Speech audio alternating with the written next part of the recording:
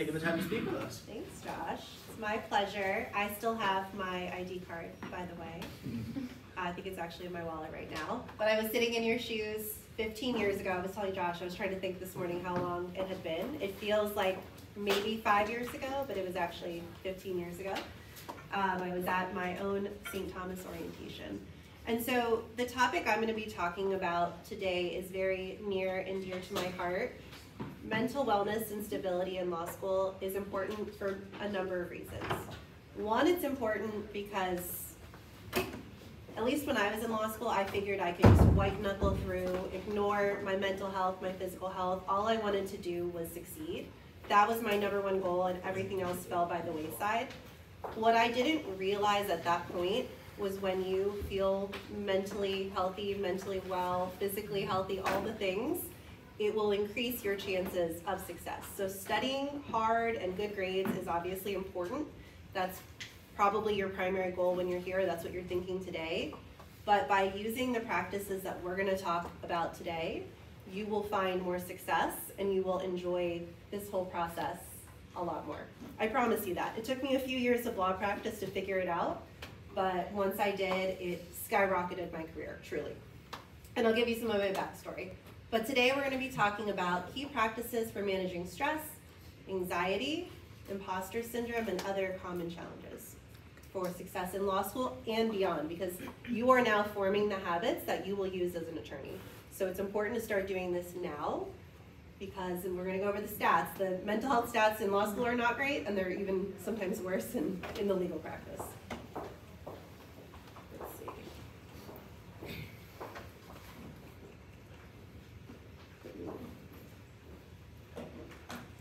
Hey Josh, any pointers on the pointer? Oh, it's not working. Let's see. Maybe I can just click with the mouse. I can just use the keyboard. I'm sorry. No, I'll just use the keyboard. It's totally fine. So you guys are all sitting here today starting your journey to becoming future attorneys. Congratulations, first of all. This is a huge step. I'm really excited for you guys. I'm sure some of you have been thinking about this for a very long time, and this has probably been a goal of yours, many of you for a long time. I want to say that this is an exciting time, yes, and everyone's journey is going to be very different. Try to enjoy the ride. It can get challenging. There can be a lot of stressors, but it's also, you've made a promise to yourself to go to law school, you're sitting here. So you should feel really, really proud about that. Whether you practice law or you start a business or you do many different things, what we're going to talk about today is going to help you through the law school journey and beyond.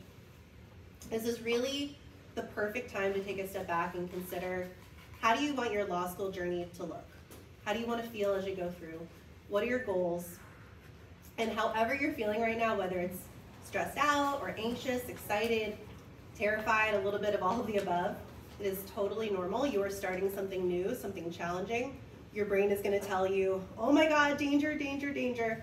That's totally normal. That's our brain trying to take care of us and protect us. So if you feel that way, do not worry. I personally am a first-gen attorney, first-gen law student. I was scared out of my mind. I felt like I did not belong. So if you feel that way, do not fear. It will not dictate your success. A little bit about me before we dive in. I got my JD from St. Thomas in 2012. I then went on to get my LLM in taxation from UF.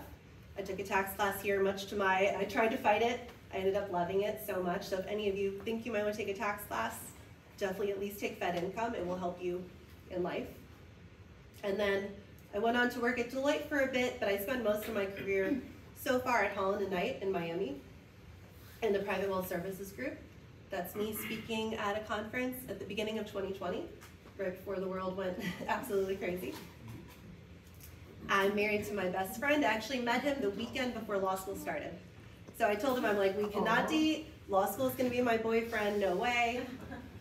He wore me down. He'd come over every Friday with wine and steak and a movie, and he wore down my defenses. That is a key practice in and of itself. Rest. Take time to rest. Have a glass of whatever, wine, kombucha, whatever it is you like.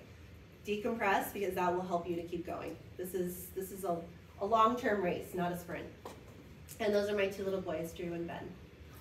Last year, I left Big Law to start my own law firm, Flourish Law Group with one of my best friends, and we focus on estate planning, elder law, probate, and also title work. And all of these practices that we're going to go over today have been instrumental in me going into big law, managing to stay there for over 5 years, and for then leaving that comfy, cushy job to start my own firm. So all of this truly are key practices that will help each and every one of you to find success and to do it in a calm, cool, collected manner. I am also a mindset coach for law students, and I've created a coaching program and community for law students. And we're going to talk about this more at the end. I am a podcast host, and we have a cool opportunity that I want to talk to you guys about, where if you guys have any issues, you can actually send them to me and I'll address them on the podcast. So we'll talk a little bit more about that. Are you on Spotify? We're on everything. Awesome. Yes.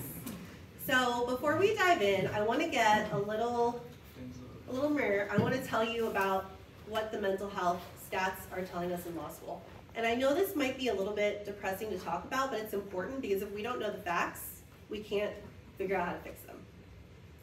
So from a Bloomberg Law survey done in 2012, it said that most law students are struggling with mental health issues. Over 75% of student respondents reported increased anxiety because of law school related issues, and over 50% reported experiencing depression. And these numbers have gone up a lot. Over half of the more than 1,000 surveyed law students, they acknowledged that their well-being worsened during the fall 2022 semester of law school. Over 32% of the respondents stated that their well-being slightly worsened, and 26% said it significantly worsened. And a lot of them have said that this was directly related to issues in law school. They reported anxiety, disrupted sleep, and depression. Only one more depressing slide, I promise. In a 2021 study by the University of Louisville Law Review titled "It's Okay to Not Be Okay," it talked about dealing with mental health challenges, including depression and anxiety, and said that it's at much higher rates than in 2014. Nearly 70% of respondents from the 39 law schools surveyed said they needed help for emotional or mental health problems in the past year, which was up from 42% in 2014. That is really kind of concerning. And I'll give you guys these studies as well, so if you want to look at them. I think they're really important to know because then we can, again, combat it. So why is this? Why are we seeing these negative mental health impacts in law school? There can be excessive workloads.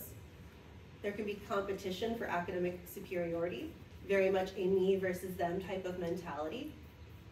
We see status-seeking placement practices and other markers of worth. So seeking validation from outside sources rather than from just feeling like, hey, I'm accomplishing things, I'm doing my best. What also happens, because you're now here in law school, you're learning to think like a lawyer. You're going to be thinking very analytically, very linearly, and so that can cause you to kind of lose connection with your normal self, your connection with your feelings, your personal morals. So it's really important to know, yes, you're learning to think a new way, which is great because that's going to help you be a great attorney, but also stay in tune with yourself and remember why you started this to begin with. That's going to be so important. Carry these bad habits and negative mental health into our law career. It's just, there's no reason to do it. Not when there's so many resources out there. Another thing that is, so those were my key practices. I have so many more, but those are truly the main ones that have helped me.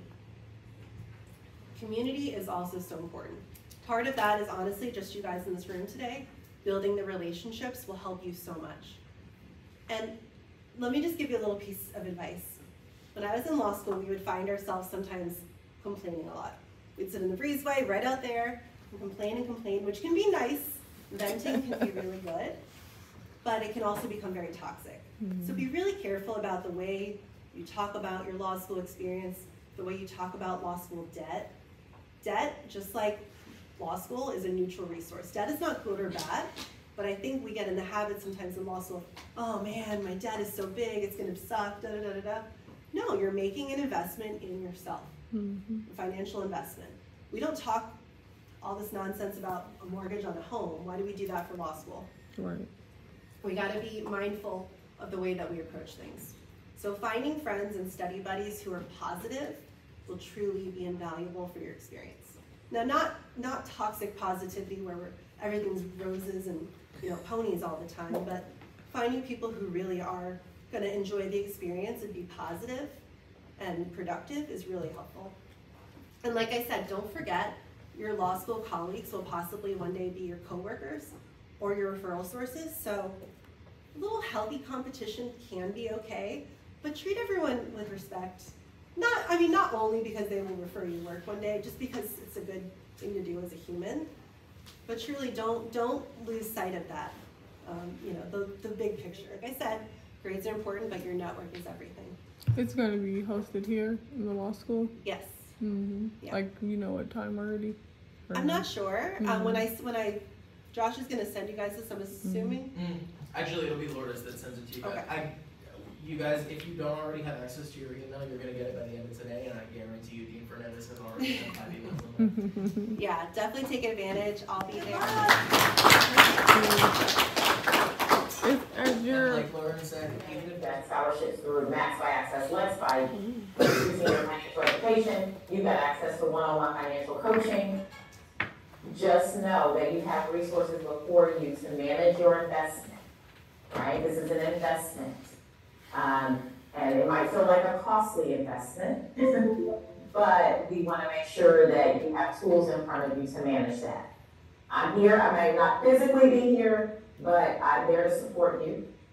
Josh will put you in contact with me if needed, but if you need to schedule one-on-one time, just go through your Aetna account through Max by Access Lex.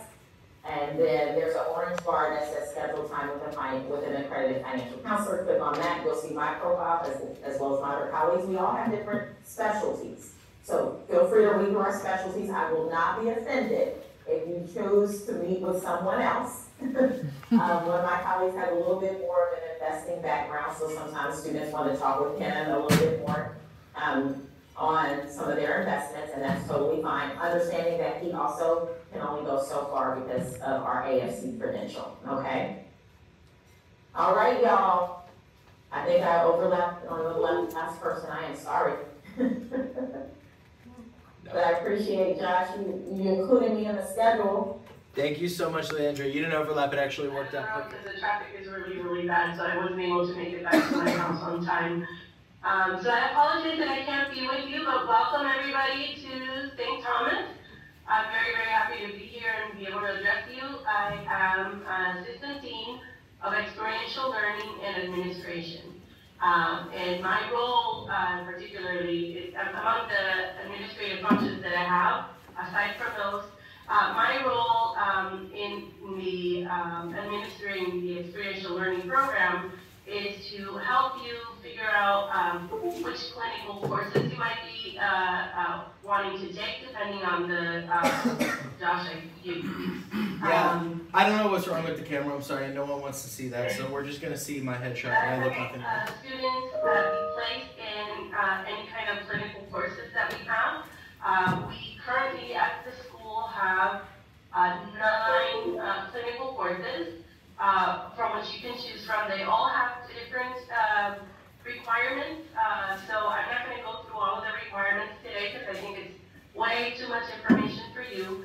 But basically my role comes in as experiential learning.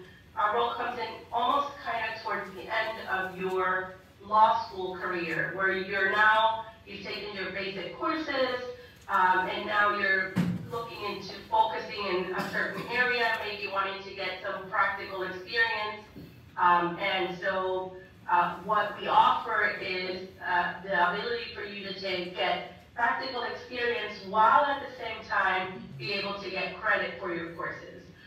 So we have an appellate clinic, an immigration clinic, a tax clinic, a bankruptcy clinic, and an elder law clinic, and those are all in-house at the school, where you can sign up and basically you are practicing law, you're getting with the supervision of a faculty member who's also an attorney, which will give you hands-on experience in what it is like to represent individuals within the context of those areas of the law.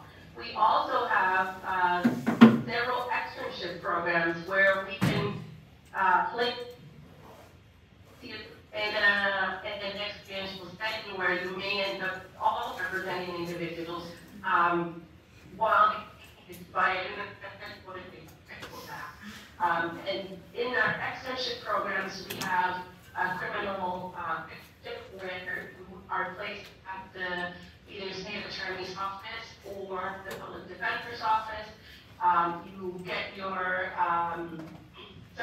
intern certificate, and you're able to represent either the public defender's office or the state and get a lot of trial experience while they're under the supervision of it.